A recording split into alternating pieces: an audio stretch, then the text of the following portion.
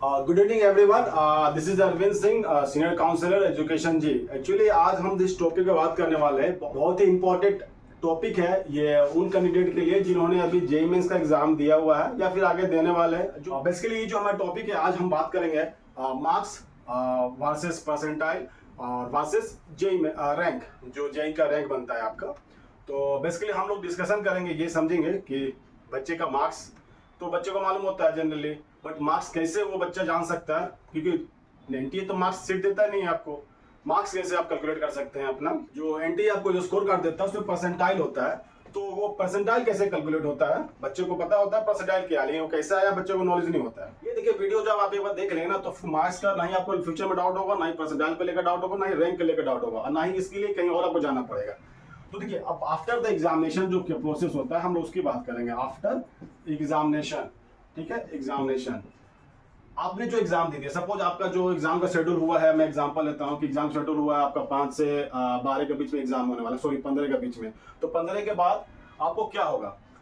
15 के बाद एनटीए जो है बेसिकली पहला स्टेप जो करेगा वो करेगा आपका रिस्पॉन्स की, आपका वो जनरेट करेगा, ठीक है। रिस्पॉन्स की क्या होता है?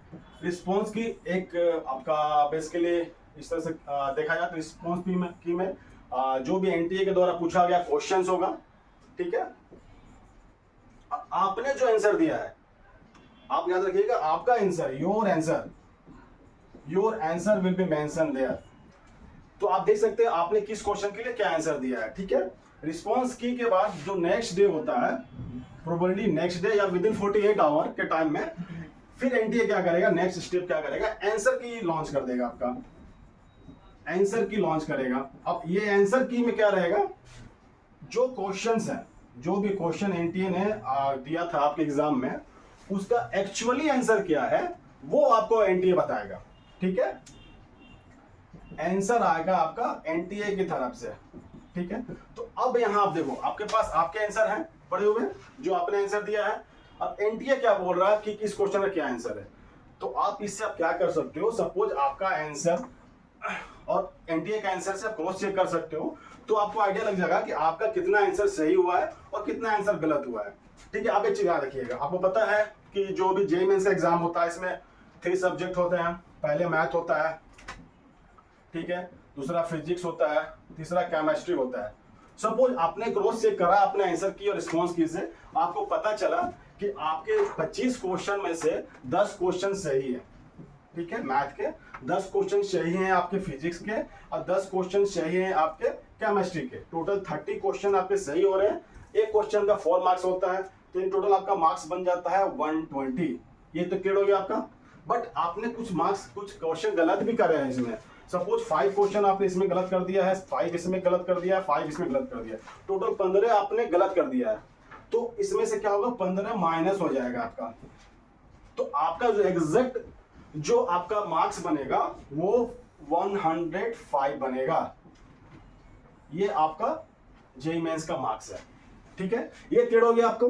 बेसिकली मार्क्स कैसे बन रहा है, जब तक एनटीए अपना आंसर की लॉन्च नहीं करता है, रिलीज नहीं करता है, विद इन 4-5 डेज आपका हो जाएगा एग्जाम के बाद, तब तक आपको मार्क्स पता नहीं चलेगा आपको क्या मार्क्स है। अब आपको एग्जैक्ट मार्क्स पता चल गया कि हमारा 105 मार्क्स आया है। अब हम देखते हैं एनटीए परसेंटाइल कैसे जनरेट करती है। आपको पता है कि जैसे जेईई मेंस का एग्जाम होता है वो कई सेशन में होता है, 2 सेशन में होता है। 2 सेशन में भी उसके बहुत सारे शिफ्ट होते हैं।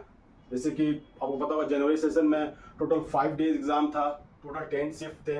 इसी तरह से आपका अप्रैल सेशन में भी हो सकता है कि 5 डे या फिर 6 डे में एग्जाम जाए, 10 to 12 सेशन हो सकते हैं। तो हम सारे सेशन को लेके तो नहीं चल सकते हैं, बट हम क्या कर सकते हैं, सैंपल के लिए हम 3 सेशन लेके चलते हैं। सपोज 3 या 4 सेशन लेते हैं। सपोज आप एग्जांपल ले लो कि सेशन 1 है ये सेशन 2 है, ठीक है। सेशन 1 में 2 शिफ्ट में एग्जाम हो रहा है, सपोज शिफ्ट 1 और शिफ्ट 2। सेशन 2 में भी 2 शिफ्ट में एग्जाम हो रहा है। हम लोग 10 शिफ्ट की बात नहीं करेंगे, शिफ्ट 1 और शिफ्ट 2, ठीक है। और सपोज शिफ्ट 1 में एक बच्चा है जिसका मार्क्स आ गया है 250, एक बच्चा और है बी जिसका मार्क्स आ गया है 240, या फिर उसको एक बच्चा और सी ले लेते हैं हम लोग, जिसका मार्क्स आ गया है 180। इसी तरह शिफ्ट 2 में अगर देखा जाए तो एक बच्चे का मार्क्स हम कर देते हैं 220, इसका कर देते हैं आपका 180, ऐसा कर देते हैं 150 सपोज। इसी तरह से हम कर देते हैं किसी बच्चे का मार्क्स की बात कर रहे हैं हम लोग, परसेंटाइल की बात नहीं कर रहे। बच्चा एग्जाम दिया है, मार्क्स बन रहा है 240 बन गया है इसका सपोज, इसका बन गया है आपका 180 150। इसी तरह से सपोज आपका 220 आपका 180 150। अब आप देखो गौर से, आप शिफ्ट 1 में आप देख रहे हो, शिफ्ट 1 में एक बच्चा का मार्क्स बना है 250, ठीक है। और सपोज ये बच्चा जो 250 लेके आया है, इसका परसेंटाइल बन रहा है 99। 240 से नीचे है तो डेफिनेटली इसका परसेंटाइल कम बनेगा, इसका सपोज बनता है 98.98। अब आप सोचोगे कि सर ये परसेंटाइल कैसे बन रहा है, ठीक है। अब ये परसेंटाइल कैसे बनता है, देखो परसेंटाइल का एक फॉर्मूला बना देते हैं, मैं आपको बता देता हूँ।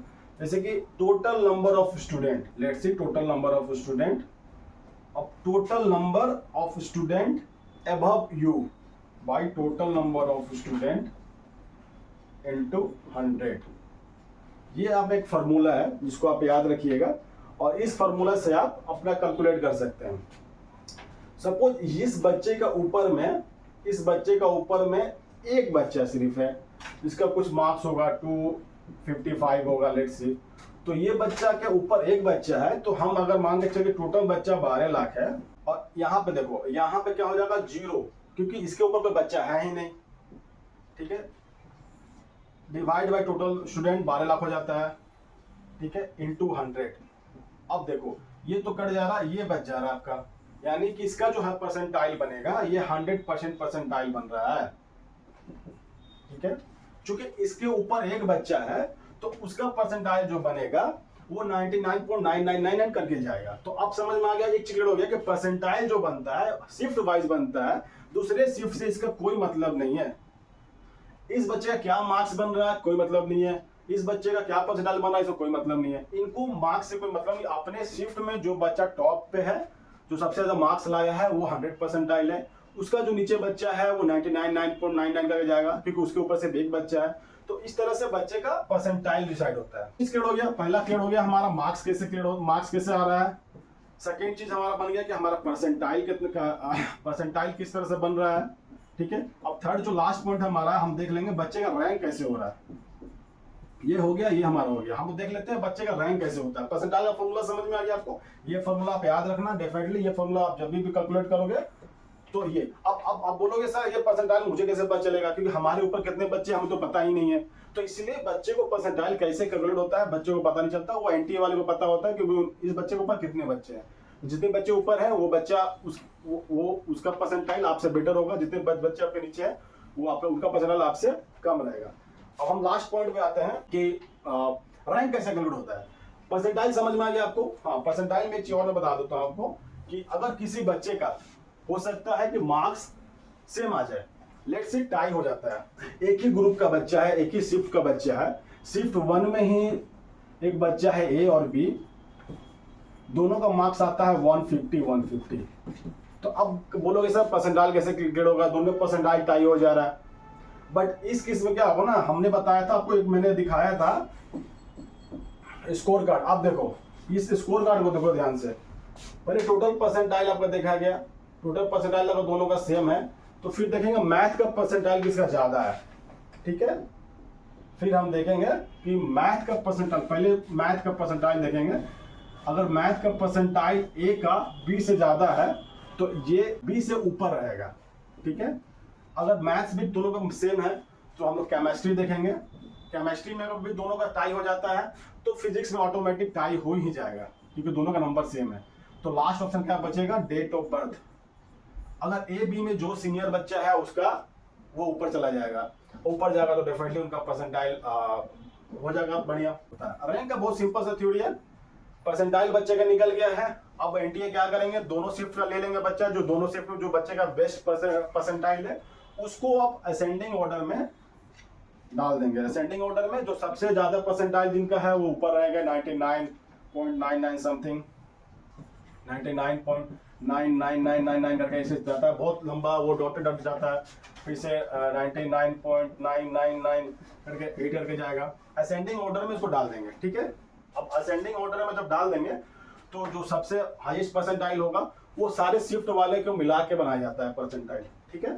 ये रैंक जो हाईएस्ट परसेंटाइल होगा वो टॉप पे जाएगा, जो लोएस्ट परसेंटाइल असेंडिंग ऑर्डर में डाल देंगे, ठीक है। तो इसका रैंक 1 हो जाएगा जो टॉप पे है, इसका रैंक 2 हो जाएगा, इस तरह से जाएगा।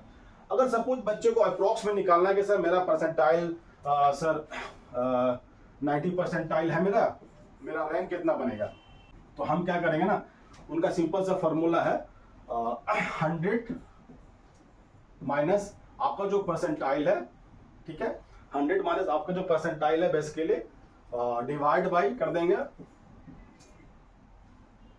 100, ठीक है, और उसको गुना कर देंगे टोटल स्टूडेंट से, ठीक है ना। सपोज आपका 90 परसेंटाइल है तो हम क्या करेंगे 100 माइनस 90 कर देंगे डिवाइड बाई 100 कर देंगे और टोटल नंबर ऑफ स्टूडेंट। अब देखो इसको कैलकुलेट कर दो, 10 आ जाएगा, ये 10 to ये कट जाएगा, ये यहाँ से फिर कट जाएगा, तो कितना हो रहा है 1,20,000। ये आपका बन जाएगा 1,20,000 बन जाएगा आपका रैंक, ठीक है। ये फॉर्मूला समझ में आ गया आपको। अगर आपको रैंक कैलकुलेट करना है तो ये फॉर्मूला है 100 माइनस आपका परसेंटाइल जो बन रहा है आपका, उसको डिवाइड करेंगे 100 से और उसको फिर मल्टीप्लाई कर देंगे टोटल नंबर ऑफ स्टूडेंट से।